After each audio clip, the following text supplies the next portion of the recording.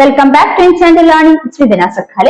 കേട്ടിട്ട് LPUP examination prepare ചെയ്യാൻ നിങ്ങൾക്ക് പ്രധാനമായിട്ട് നമ്മൾ മനസ്സിലാക്കേണ്ട ഒരു ടോപ്പിക് ഉണ്ട്. ആ ഒരു ടോപ്പിക്കാണ് ഇന്നത്തെ ക്ലാസ് ഡിസ്കസ് ചെയ്യാൻ പോകുന്നത്. അപ്പൊ ഏതാ ടോപ്പിക് എന്ന് നോക്കാം. ആദ്യമായിട്ട് നമുക്കൊരു പ്രീവിയസ് ഇയർ ക്വസ്റ്റ്യൻ തന്നെ തുടങ്ങാം. ചോദ്യം ഇതാണ്: വ്യക്തിത്വവുമായി ബന്ധപ്പെട്ടിരിക്കുന്ന മാനവിക സമീപനത്തിന്റെ ഉപജ്ഞാതാക്കൾ ആരാണ്? അപ്പൊ വ്യക്തിത്വവുമായി ബന്ധപ്പെട്ടിരിക്കുന്ന മാനവിക സമീപനത്തിന്റെ ഉപജ്ഞാതാക്കൾ എന്നറിയപ്പെടുന്നത് കാൾ റോജേഴ്സും എബ്രഹാം മാസ്ലോവുമാണ്. അപ്പൊ ഇവിടെ നമ്മൾ ഇന്ന് പഠിക്കാൻ പോകുന്ന ടോപ്പിക് എന്ന് പറയുന്നത് മാനവിക സമീപനം അല്ലെങ്കിൽ ഹ്യൂമനിസ്റ്റിക് അപ്രോച്ച്. അപ്പൊ എന്താണ് മാനവിക സമീപനം അല്ലെങ്കിൽ ഹ്യൂമനിസ്റ്റിക് അപ്രോച്ച്? ഒന്നാമത് മനസ്സിലാക്കേണ്ട കാര്യം, മനുഷ്യന്റെ ഗുണം അല്ലെങ്കിൽ നന്മയൊക്കെയാണ് ഇവിടെ പ്രാധാന്യം നൽകുന്നത്. മാനവിക സമീപനത്തിൽ അല്ലെങ്കിൽ ഹ്യൂമനിസ്റ്റിക് അപ്രോച്ചിൽ മനുഷ്യന്റെ ഗുണത്തിന് അല്ലെങ്കിൽ നന്മയ്ക്കാണ് പ്രാധാന്യം നൽകുന്നത്. ഇനി മനസ്സിലാക്കേണ്ടത് രണ്ടാമത്തെ പോയിന്റ് എന്ന് പറയുന്നത്, മനുഷ്യന്റെ ആത്മബോധമാണ് അവന്റെ വ്യവഹാരത്തെ നിയന്ത്രിക്കുന്നത്. മനുഷ്യന്റെ ആത്മബോധം അല്ലെങ്കിൽ സെൽഫ് കൺസെപ്റ്റ് ആണ് അവന്റെ ബിഹേവിയറിനെ നിർണ്ണയിക്കുന്നത് അല്ലെങ്കിൽ അതിന്റെ വ്യവഹാരത്തെ നിർണ്ണയിക്കുന്നത്. മനുഷ്യന്റെ ആത്മബോധം അല്ലെങ്കിൽ സെൽഫ് കൺസെപ്റ്റ് ആണ് അവന്റെ വ്യവഹാരത്തെ നിർണ്ണയിക്കുന്നത്. ഈ രണ്ട് പോയിന്റ്സ് പ്രധാനമായി നമ്മൾ ഹ്യൂമനിസ്റ്റിക് അപ്രോച്ച് അല്ലെങ്കിൽ മാനവിക സമീപനത്തിൽ മനസ്സിലാക്കേണ്ടതാണ്.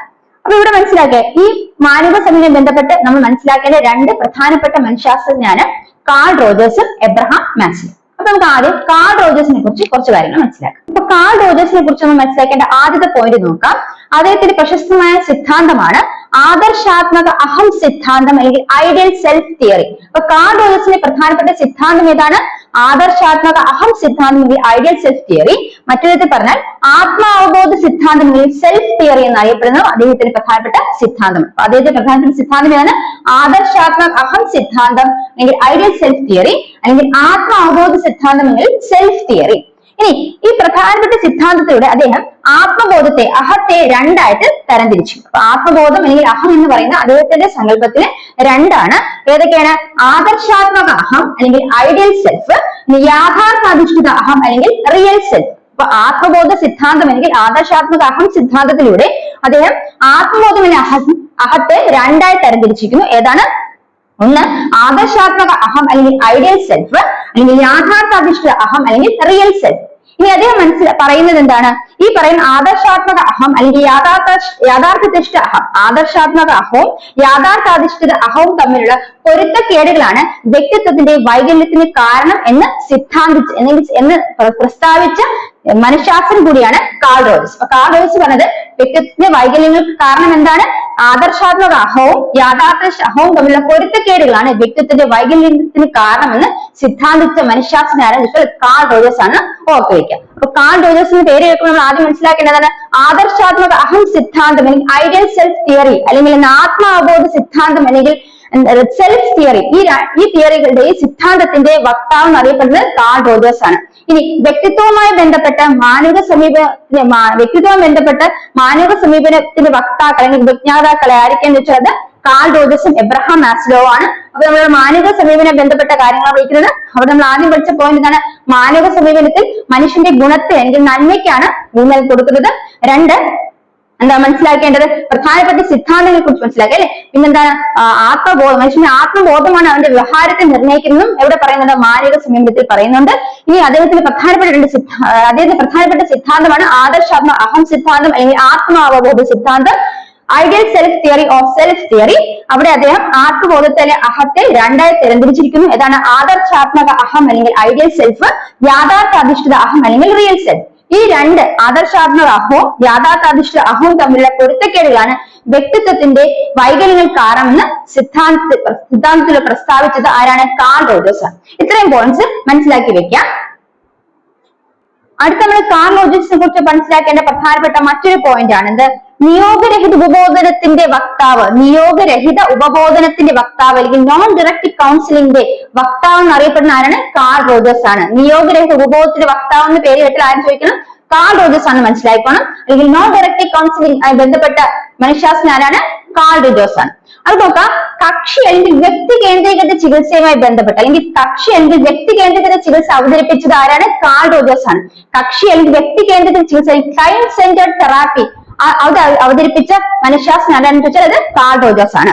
അദ്ദേഹത്തിന്റെ പ്രധാനപ്പെട്ട കൃതിയും കൂടെ മനസ്സിലാക്കിയിട്ട് ഫ്രീഡം ടു ലേൺ അല്ലെങ്കിൽ പഠിക്കുന്നതിനുള്ള സ്വാതന്ത്ര്യം എന്ന് പറയുന്നത് കാൾ റോജേഴ്സ് പ്രധാനപ്പെട്ട കൃതിയാണ്. ഇപ്പൊ ഫ്രീഡം ടു ലേൺ അല്ലെങ്കിൽ പഠിക്കുന്നതിനുള്ള സ്വാതന്ത്ര്യം എന്ന് പറയുന്ന ആരുടെ കൃതിയാണ്? കാൾ റോജേഴ്സിന്റെ കൃതിയാണ്. അപ്പൊ കാൾ റോജേഴ്സ് എന്ന് പറയുന്നത് മാനവിക സമീപനം ബന്ധപ്പെട്ട് മനസ്സിലാക്കേണ്ട ഒരു മനഃശാസ്ത്രജ്ഞനാണ് കാൾ റോജേഴ്സ്. ഇനി അവിടെ നിന്ന് മനസ്സിലാക്കുന്നത് വ്യക്തിത്വവുമായി ബന്ധപ്പെട്ട് വ്യക്തിത്വം ബന്ധപ്പെട്ട മാനവിക സമീപനത്തിന്റെ വക്താക്കളിൽ ഒരാളാണ് കാൾ റോജേഴ്സ് എന്ന് പഠിച്ചു. ഇനി അദ്ദേഹത്തെ പ്രധാനപ്പെട്ട സിദ്ധാന്തം എന്ന ആദർശാത്മക അഹം സിദ്ധാന്തം അല്ലെ, ഐഡിയൽ സെൽഫ് തിയറി അല്ലെങ്കിൽ ആത്മ അവബോധ സിദ്ധാന്തം സെൽഫ് തിയറി അദ്ദേഹത്തിന്റെ സിദ്ധാന്തമാണെന്ന് മനസ്സിലാക്കി. ഇനി അദ്ദേഹം അതിലെ അഹം അല്ലെങ്കിൽ ആത്മബോധം അല്ലെങ്കിൽ അഹത്തെ രണ്ടായിട്ട് തെരഞ്ഞിരിക്കുന്നു. എന്താണ് ആദർശാത്മക അഹം, പിന്നെ യാഥാർത്ഥാധിഷ്ഠ അഹം. ഈ രണ്ട് അഹങ്ങൾ തമ്മിലുള്ള പൊരുത്തക്കേടുകളാണ് വ്യക്തിത്വത്തിന്റെ വൈകല്യങ്ങൾ കാരണമെന്ന് സിദ്ധാന്തം ആവിഷ്കരിച്ചത് കാൾ റോജേഴ്സ് ആണ്. ഇനി അതിന് മനസ്സിലാക്കേണ്ട മറ്റൊരു പ്രധാനപ്പെട്ട പോയിന്റ് നിയോഗരഹിത ഉപബോധനത്തിന്റെ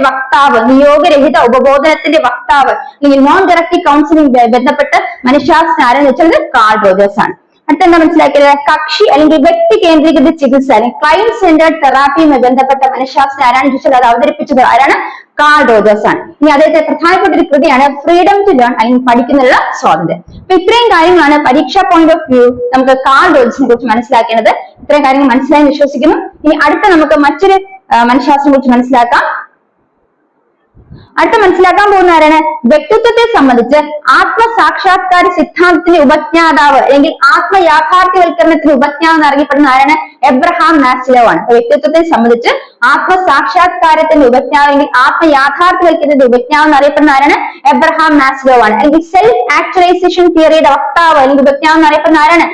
എബ്രഹാം മാസ്ലോ ആണ്. അപ്പൊ എബ്രഹാം മാസ്ലോ എന്ന് ഓർക്കാൻ മനസ്സിലാക്കേണ്ടതാണ് ആത്മസാക്ഷാത്കാര സിദ്ധാന്തത്തിന്റെ ഉപജ്ഞാതാവ് അല്ലെങ്കിൽ ആത്മയാഥാർത്ഥ്യവൽക്കരണ സിദ്ധാന്തത്തിന്റെ ഉപജ്ഞാതാവ് അല്ലെങ്കിൽ ഇതാണ് സെൽഫ് ആക്ച്വലൈസേഷൻ തിയറിയുടെ വക്താവ് എന്നൊക്കെ അറിയപ്പെടുന്ന ആരാണ്? എബ്രഹാം മാസ്ലോ ആണ്. ഇനി ഇവിടെ മനസ്സിലാക്കാം അദ്ദേഹത്തിന്റെ സിദ്ധാന്തങ്ങൾ പ്രധാനമായിട്ട് എന്തൊക്കെ പേരിൽ അറിയപ്പെടുന്നു? അഭിപ്രേരണാക്രമ സിദ്ധാന്തം എന്ന് പറയുന്നത് മോട്ടിവേഷൻ തിയറി അല്ലെ, അഭിപ്രേരണാക്രമ സിദ്ധാന്തം മോട്ടിവേഷൻ തിയറി. അതുപോലെ ക്രമീകരണ ശ്രേണി സിദ്ധാന്തം ഹൈറാർക്കി ഓഫ് നീഡ്സ്, അതുപോലെ അഭിലാഷ സ്തരം അല്ലെങ്കിൽ ലെവൽസ് ഓഫ് ആസ്പിറേഷൻസ്. ഇതെല്ലാം ആരുമായി ബന്ധപ്പെട്ടതാണ്? എബ്രഹാം മാസ്ലോവുമായി ബന്ധപ്പെട്ടതാണ്. അപ്പൊ എബ്രഹാം മാസ്ലോവിന്റെ പേര് കേട്ട് മനസ്സിലാക്കാം.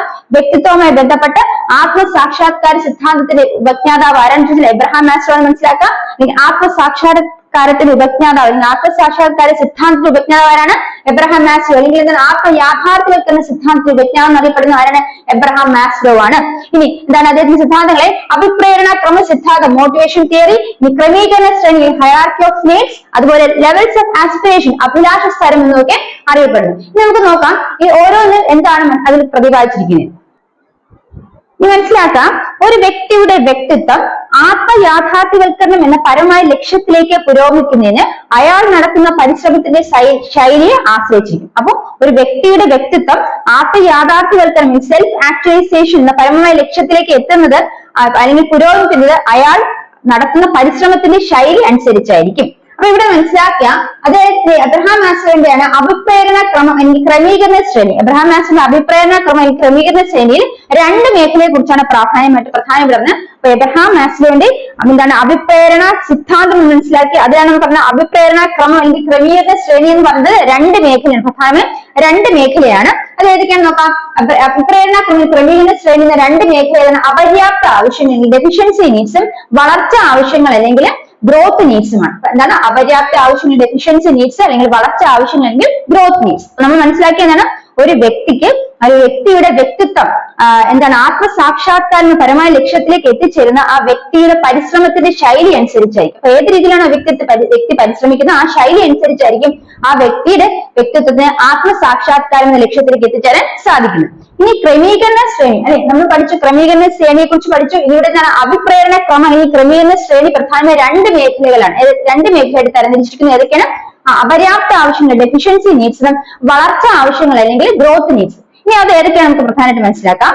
അപ്പൊ നമ്മൾ മനസ്സിലാക്കിയത് എബ്രഹാം മാസ്ലോയുടെ ഹൈറാർക്കി ഓഫ് നീഡ്സ് അല്ലെ ക്രമീകരണ ശ്രേണി അല്ലെങ്കിൽ എന്താണ് നമ്മൾ മനസ്സിലാക്കിക്കൊണ്ടിരിക്കുന്നത് ക്രമീകരണ ശ്രേണി അല്ലെങ്കിൽ അഭിപ്രേരണ ശ്രേണിയെ കുറിച്ചാണ് നമ്മൾ മനസ്സിലാക്കിക്കൊണ്ടിരിക്കുന്നത്. അതിൽ പ്രധാനമായിട്ടും നമ്മൾ പറഞ്ഞു അത് രണ്ട് മേഖലയായിട്ടാണ് തരംതിരിച്ചിരിക്കുന്നത്. അപര്യാപ്ത ആവശ്യങ്ങളെന്നും അതുപോലെ തന്നെ വളർച്ച ആവശ്യങ്ങൾ. അതായത് മനുഷ്യന്റെ ആവശ്യങ്ങളെ അഞ്ചായിട്ട് തരംതിരിച്ചിരിക്കുന്നു. ഒന്നാണ് അപര്യാപ്ത ആവശ്യങ്ങൾ, രണ്ട് വളർച്ച ആവശ്യങ്ങൾ എന്ന് പറയുന്നത്. ഇനി പറയുന്നത് ഈ അഞ്ച് ആവശ്യങ്ങൾ അതായത് വളർച്ച ആവശ്യങ്ങൾ അപര്യാപ്ത ആവശ്യങ്ങൾ എന്നീ രണ്ട് പ്രധാന ആവശ്യങ്ങളെ എന്താണ് ആ ഒരു ആവശ്യങ്ങൾ എന്തൊരു ക്രമീകരിച്ച ഒരു ശ്രേണീയ രീതിയിൽ ക്രമീകരിച്ചിരിക്കുകയാണ്.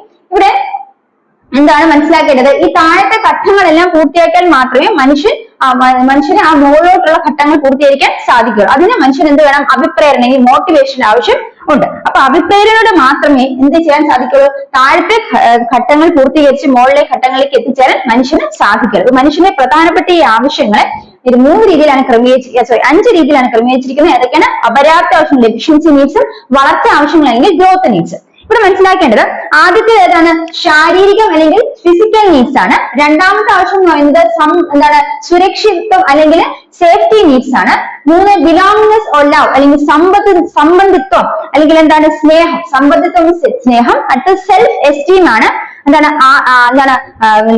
ബഹുമതി അല്ലെ, സെൽഫ് എസ്റ്റീമിന് ബഹുമതി, അംഗീകാരം, ഇതൊക്കെയാണ് സെൽഫ് എസ്റ്റീം വരുന്നത്. ഇനി സെൽഫ് ആക്ച്വലൈസേഷൻ, അതിലൂടെയാണ് എന്ത് എത്തിച്ചേരുന്നത്? ആത്മസാക്ഷാത്കാരത്തിലേക്ക് എത്തിച്ചേരുന്നത്. അപ്പൊ ഈ പടികളെല്ലാം കടന്നിട്ടാണ് മനുഷ്യൻ ഏതിൽ എത്തിച്ചേരുന്നത്? ആത്മസാക്ഷാത്കാരത്തിലേക്ക് അല്ലെങ്കിൽ സെൽഫ് ആക്ച്വലൈസേഷനിലേക്ക് എത്തിച്ചേരുന്നതാണ് ഇവിടെ എബ്രഹാം മാസ്ലോ പറഞ്ഞിരിക്കുന്നത്. അതായത് ഓരോരുത്തരും അവരുടെ കഴിവും അഭിരുചിയും അനുസരിച്ചുള്ള തൊഴിൽ തിരഞ്ഞെടുത്ത് ആത്മസാക്ഷാത്കാരം നേടണം എന്നാണ് അദ്ദേഹത്തിന്റെ അഭിപ്രായം. ഓരോരുത്തരും അവരുടെ കഴിവും അതുപോലെ തന്നെ അവരുടെ അഭിരുചിയും അനുസരിച്ചുള്ള തൊഴിൽ തിരഞ്ഞെടുത്ത് ആത്മസാക്ഷാത്കാരം നേടണമെന്ന് എബ്രഹാം മാസ്ലോ ഇതിലൂടെ മനസ്സിലാക്കി തരുന്നത്. അപ്പൊ എന്താണ്? മനുഷ്യന്റെ പ്രധാനപ്പെട്ട ആവശ്യങ്ങളെ അല്ലെങ്കിൽ അദ്ദേഹത്തിന്റെ മനുഷ്യന്റെ ആവശ്യങ്ങളെ പ്രധാനമായിട്ട് 5ആയിട്ട് തരംതിരിച്ചിരിക്കുന്നു. അതാണ് നമ്മൾ ഹയറാർക്കി ഓഫ് നീഡ്സിൽ പഠിച്ചത്.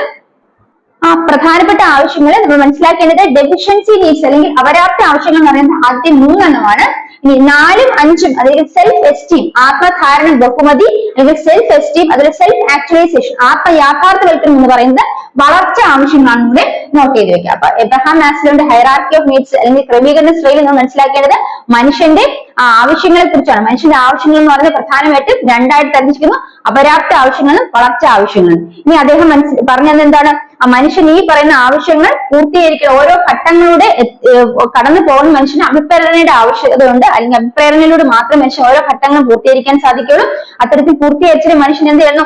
ആത്മസാക്ഷാത്കാരത്തിലേക്ക് എത്തിച്ചേരുന്നു. അതായത് ഓരോ വ്യക്തിയും അവരുടെ അഭിരുചിയും കഴിവനുസരിച്ചുള്ള തൊഴിൽ പരിശീലിച്ച് ആത്മസാക്ഷാത്കാരത്തിലേക്ക് എത്തിച്ചേരണമെന്ന് എബ്രഹാം മാസ്ലോ അഭിപ്രായപ്പെടുന്നത്. അത് മാത്രമല്ല അദ്ദേഹം മനസ്സിലാക്കിയത് അതിലൂടെയാണ് മനുഷ്യൻ ആത്മസാക്ഷാത്കാരത്തിലേക്ക് എത്തിച്ചേരാൻ സാധിക്കുന്നതാണ് അദ്ദേഹം ഇവിടെ പ്രസ്താവിക്കുന്നത്. ഇപ്പൊ പ്രധാനപ്പെട്ട ആവശ്യങ്ങൾ, അത് അപര്യാപ്ത ആവശ്യങ്ങളും വളർച്ച ആവശ്യങ്ങളും മനസ്സിലാക്കി വെക്കുക. അതിൽ വളർച്ച ആവശ്യങ്ങൾ എന്ന് പറയുന്നത് എന്താണ്? ബഹുമതി, ആത്മധാരണ, സെൽഫ് എസ്റ്റീം എന്ന് പറയുന്നത് സെൽഫ് ആക്ച്വലൈസേഷൻ, ആത്മയാഥാർത്ഥ്യവൽക്കരണം എന്നാണ്. ഇനി അപര്യാപ്ത ആവശ്യങ്ങൾ എന്ന് പറഞ്ഞാൽ ഏതൊക്കെയാണ്? ഫിസിക്കൽ നീഡ്സ് അല്ലെങ്കിൽ ശാരീരിക ആവശ്യങ്ങൾ, സേഫ്റ്റി നീഡ്സ് അല്ലെങ്കിൽ എന്താണ്? സുരക്ഷ ആവശ്യങ്ങൾ, ബിലോങ്ങിങ്സ് ഓഫ് ലവ് അല്ലെങ്കിൽ എന്താ? സംബന്ധിത്വം, സ്നേഹം എന്നൊക്കെ പറയുന്നതിൽ അപര്യാപ്ത ആവശ്യങ്ങൾ നമ്മൾ നോട്ട് ചെയ്തേക്കാം. അപ്പൊ ഇത്രയും കാര്യങ്ങളാണ് നമ്മൾ എബ്രഹാം മാസ്ലോയെ കുറിച്ച് മനസ്സിലാക്കേണ്ടത്. അപ്പൊ എബ്രഹാം മാസ്ലോ എന്ന് പറയുന്നത് എന്താണ്? ആത്മസാക്ഷാത്കാരം, ആത്മസാക്ഷാത്കാരത്തെ കുറിച്ച് മനസ്സിലാക്കി അല്ലെങ്കിൽ ആത്മയാഥാർത്ഥ്യത്തിന്റെ സിദ്ധാന്തത്തിൽ വിജ്ഞാനം എന്ന് പറയുന്ന ആരാണ്? എബ്രഹാം മാസ്ലോ ആണ് അല്ലെ. എബ്രഹാം മാസ്ലോയുടെ പ്രധാനപ്പെട്ട സിദ്ധാന്തമാണ് ആത്മസാക്ഷാത്കാരം, ആത്മയാഥാർത്ഥ്യവൽക്കരണം എന്ന് പറയുന്നത്, അല്ലെങ്കിൽ സെൽഫ് ആക്ച്വലൈസേഷൻ തിയറി എന്ന് പറയുന്നത് എബ്രഹാം മാസ്ലോ ബന്ധപ്പെട്ടതാണ്. ഇനി അദ്ദേഹത്തിന് സിദ്ധാന്തങ്ങൾ മറ്റു പേരാണ് അഭിപ്രേരണ സിദ്ധാന്തം അല്ലെ, അതുപോലെ അഭിലാഷസ്ഥലം, ലെവൽ ഓഫ് ആസ്പിറേഷൻ, ഇനി ഹൈറാർക്കി ഓഫ് നീഡ്സ്, ക്രമീകരണ ശ്രേണി എന്നെല്ലാം കേട്ടാൽ ആരെ കുറിച്ച് ഓർത്തുപോകണം? എബ്രഹാം മാസ്ലോയെ കുറിച്ച് ഓർമ്മിച്ചു വെച്ചോണം. ഇനി എന്താണ് എബ്രഹാം മാസ്ലോയെ കുറിച്ച് പ്രധാനം മനസ്സിലാക്കിയത്? അഭിപ്രേരണ ക്രമം അല്ലെങ്കിൽ ക്രമീകരണ ശ്രേണി എന്ന് പറയുന്നത് പ്രധാനമായിട്ട് 5 ആവശ്യങ്ങൾ അവിടെ പറഞ്ഞിരിക്കുന്നത്. 2 മേഖലകളായിട്ട് തരംതിരിക്കുന്നത് അല്ലെ. 2 മേഖലകൾ തരംതിരിക്കുന്നത് 5 ആവശ്യങ്ങൾ പറഞ്ഞിട്ടുണ്ട്. ആ 2 മേഖലകളിൽ ആദ്യത്തെ 3 ഭാഗം എന്ന് പറഞ്ഞാൽ അല്ലെങ്കിൽ ആദ്യത്തെ 3 എന്ന് പറയുന്നത് അപര്യാപ്ത ആവശ്യം ഡെഫിഷ്യൻസി നീഡ്സ് ആണ്. പിന്നീടുള്ള 2 പറയുന്നത് എന്താണ്? വളർച്ച ആവശ്യങ്ങളാണ്. അപ്പൊ ഏതൊക്കെയാണെന്ന് ഓർത്തു വയ്ക്കാം. ഇത്രയും കാര്യങ്ങൾ മനസ്സിലായെന്ന് വിശ്വസിക്കുന്നു. അപ്പൊ നമ്മൾ ഇന്ന് 2 പ്രധാനപ്പെട്ട വ്യക്തിത്വങ്ങളാണ് മനസ്സിലാക്കിയത്. ആരൊക്കെയാണ്? കാൾ റോജേഴ്സും എബ്രഹാം മാസ്ലോ. അപ്പൊ എക്സാമിനേഷന് ഒഴിച്ചുകൂടാൻ പറ്റാത്ത 2 വ്യക്തികളാണ് ഇദ്ദേഹം. അപ്പൊ ഇവരെ കുറിച്ച് ഇദ്ദേഹത്തെ കുറിച്ച് ഉള്ള കാര്യങ്ങളെല്ലാം എക്സാമിനേഷൻ റിപ്പീറ്റഡ് ആയിട്ട് ചോദിച്ചിട്ടുണ്ട്. അപ്പൊ ഇത്രയും പോയിന്റ്സ് നിങ്ങൾ പഠിച്ച് മനസ്സിലാക്കി വെക്കുക. അപ്പൊ അടുത്ത ക്ലാസ്സിൽ കാണാം. Bye from me. Thank you.